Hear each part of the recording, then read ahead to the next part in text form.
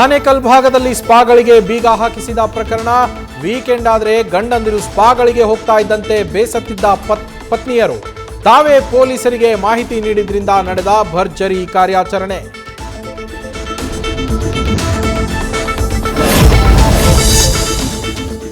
RTC ಖಬರಸ್ಥಾನದ್ದು, ಜಾಗ ಶಾಲೆಯದ್ದು, ನಿರ್ಮಾಣ ಆಗ್ತಾ ಇರೋದು ಶಾದಿ ಮಹಲ್.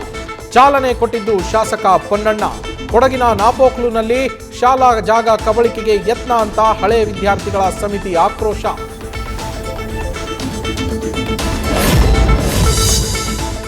ಬೆಂಗಳೂರಿನ ಸೌಂದರ್ಯ ಕೋಆಪರೇಟಿವ್ ಬ್ಯಾಂಕ್ನಲ್ಲಿ ಅವ್ಯವಹಾರ ಆರೋಪ. ಅಧ್ಯಕ್ಷ ಮಂಜಪ್ಪ ಕುಟುಂಬಸ್ಥರು 42 ಕೋಟಿ ಸಾಲ ಮಂಜೂರು ಮಾಡಿಕೊಂಡಿದ್ದಾರೆ. ಒಂದೇ ಆಸ್ತಿಗೆ 3 ಬಾರಿ ಅಕ್ರಮ ಸಾಲ. ಪೊಲೀಸ್ ಕಮಿಷನರ್ಗೆ ದೂರು.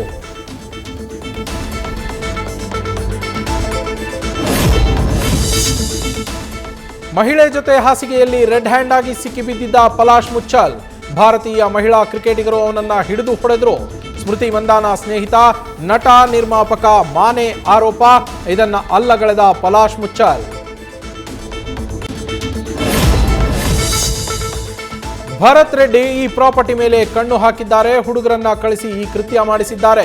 ಭಯ ಹುಟ್ಟಿಸೋಕೆ ಕ್ರಿಮಿನಲ್ಗಳನ್ನ ಹುಟ್ಟಾಕ್ತಾ ಇದ್ದಾರೆ ಅಂತ ಮಾಡೆಲ್ ಹೌಸ್ ಬೆಂಕಿ ಕೇಸ್ ಬಗ್ಗೆ ಜನಾರ್ದನ್ ರೆಡ್ಡಿ ಪ್ರತಿಕ್ರಿಯೆ.